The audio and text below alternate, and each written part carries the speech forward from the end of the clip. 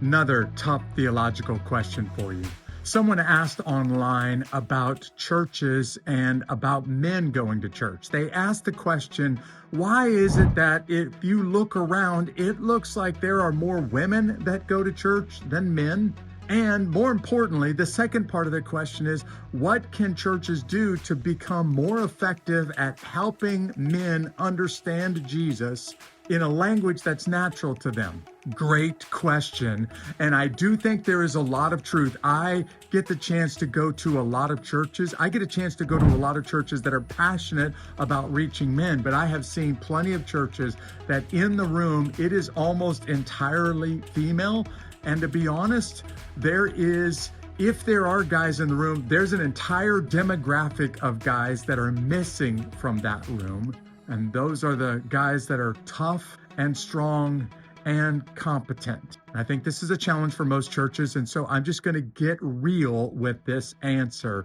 The truth is that a lot of churches are not very good at communicating to those men, because the leaders of the church, and right now I'm talking specifically about pastors, because the leaders of those churches, the pastors, are not very good at talking to those men. In fact, you probably never hear a pastor say it out loud, but some of them are much more comfortable speaking to women than they are to men, because they're intimidated by the strong, tough, masculine guy.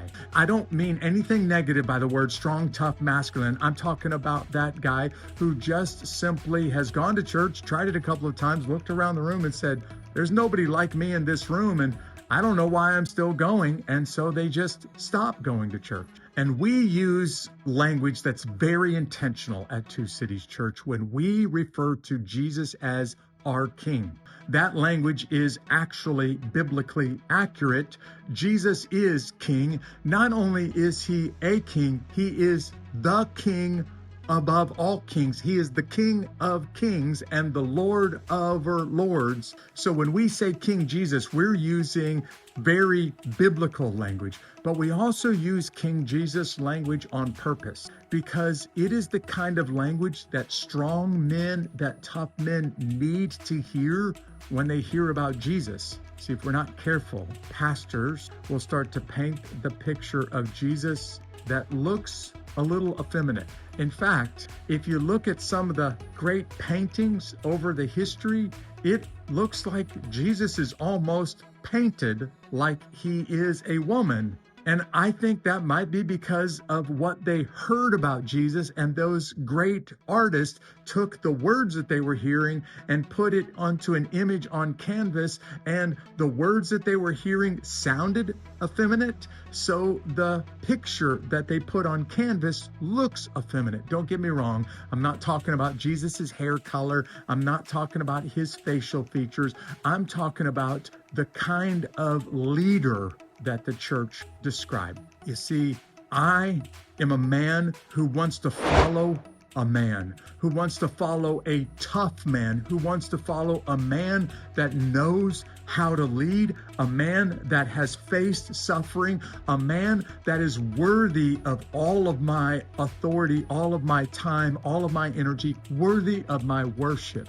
And I want to hear about a leader that's worthy of it. And I want to hear about a leader that can look me in the eyes and demand my leadership or demand my service, because he is the kind of leader that I would want to follow.